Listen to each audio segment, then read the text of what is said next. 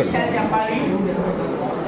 ఇంతవరకు కేవలం మన సంఘానికి సంబంధించిన వారిని మాత్రమే మనం సన్మానిస్తున్నాం. వెంకట గారు సంఘంతో పాటు వారు మన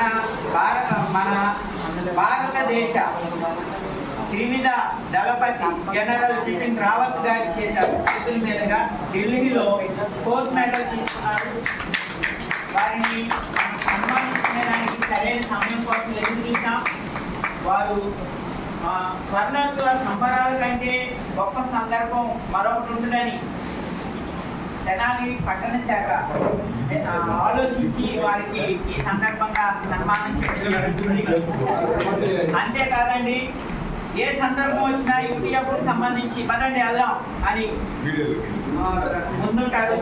తర్వాత Google search Guinness book of world రికార్డ్స్లో మనం కరోనా టైంలో మనకు వెన్నుదన్నుగా పిలిచి ఎక్కడికి వెళ్దాం, ఎక్కడ భోజనాలు పంచుదామన్న మాస్టర్ ముందుండేవాళ్ళు.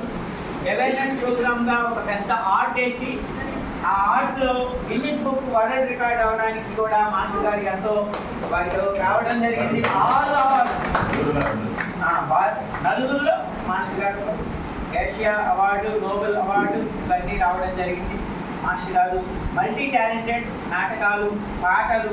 అసలు ఈరోజు టైం లేదు, కానీ వేరే కార్యక్రమం కూడా పెడదాం అనుకున్నాము, టైం లేదు. అయినా మాస్టర్ గారు చక్కగా మన ఆహ్వానాన్ని మన్నించి వచ్చినందుకు వారికి యూటీఎఫ్ తెనాలి పట్టణ శాఖ తరఫున ప్రత్యేకమైన అభినందనలు, ధన్యవాదాలు.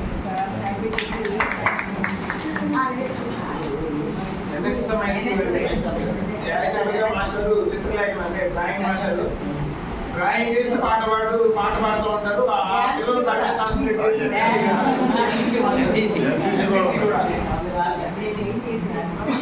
మాస్టర్ పిల్లల క్యారెక్టర్ చేశారండి, హీరో క్యారెక్టర్ చేశారు, సినిమాల్లో కూడా యాక్ట్ చేశారు.